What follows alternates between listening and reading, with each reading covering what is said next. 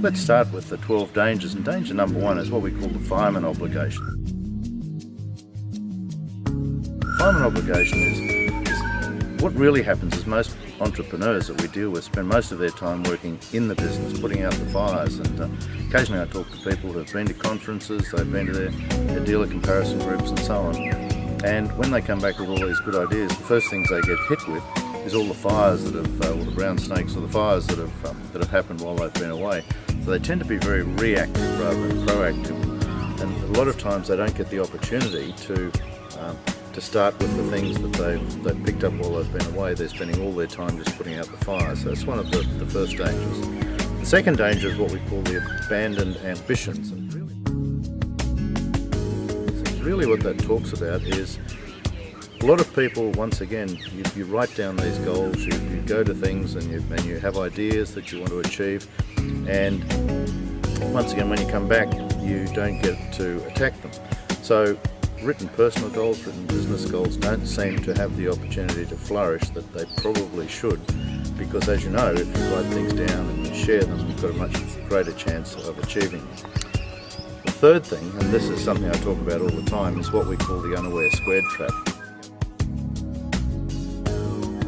The unaware squared trap relates to the fact that you just don't know what you don't know. And it, whilst that sounds sort of a little funny, it's what we call blissful unawareness. In other words, you can be cruising along, going through life, and not aware of the things that are really going to be dangers and that are going to trip you up. So danger 3, the unaware squared trap. Danger 4, and I'm always a little careful about saying this, but danger 4 is what we call the pompous presumption.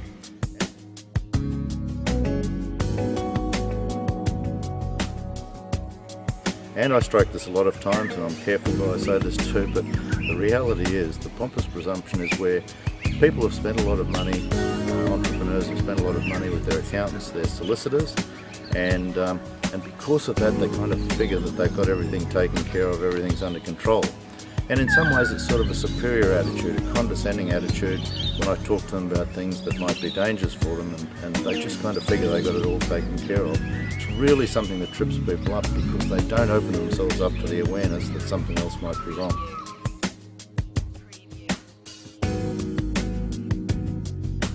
Danger number 5 is what we call the recruitment risk, and that is that, and I've fallen for this myself, a lot of times people hire people just like themselves.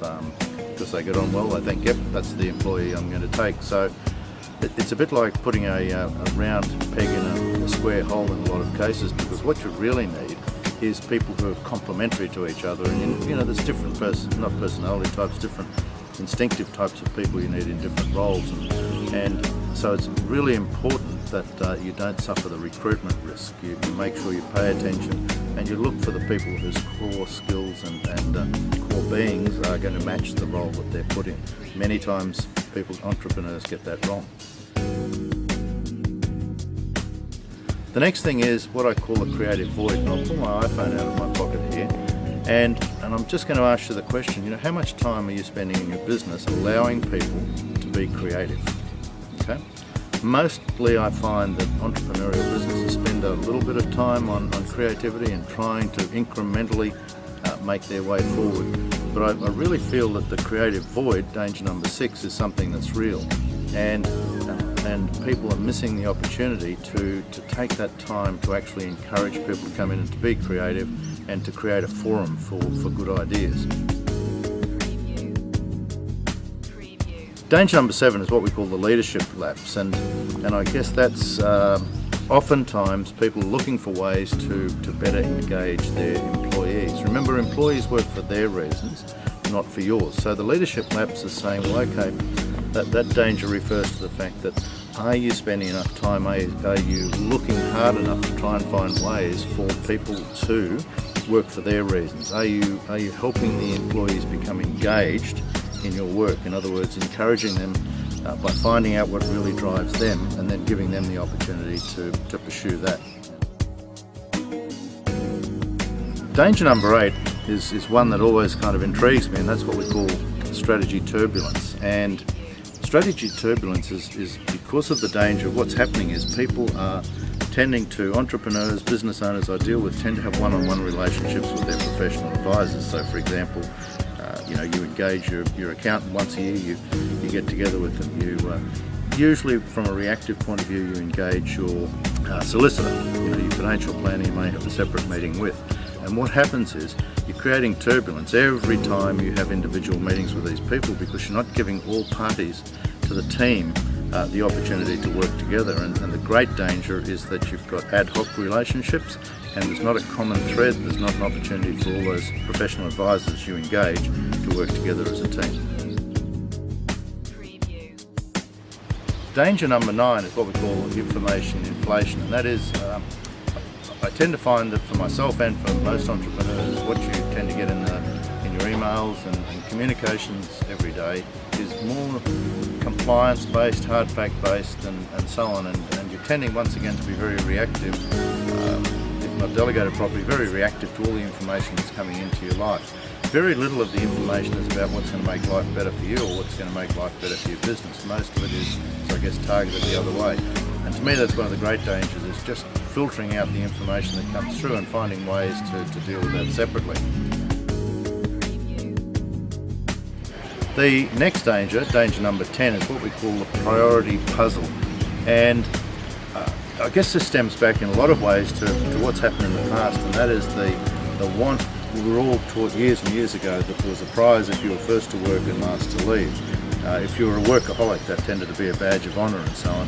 The old turning out the lights syndrome. And for me, the priority puzzle is just making sure that you prioritise your time. So you're doing what you're really good at, things that create great results, generate the greatest results, and that you love doing. Prioritise so that you're doing that and you've delegated everything else very well. So that's a real danger.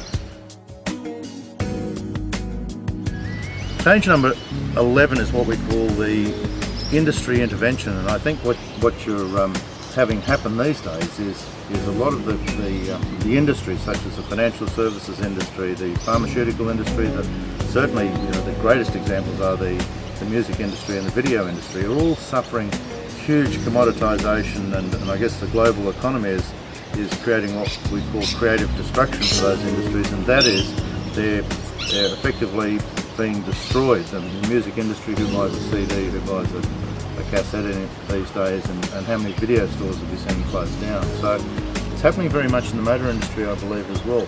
Commoditization is the greatest danger, and what's happening with commoditization is margins get squeezed and so on, and the way to eliminate that danger is to look at ways of creating uniqueness.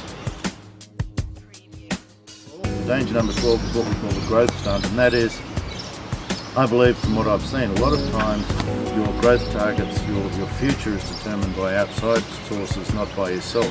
We have a concept we talk about called the 10 times multiplier, the 10 times growth factor, where you take charge of what's going to happen in your business and it brings it back to yourself instead of being constrained by other people's wants and expectations on your capability and your growth.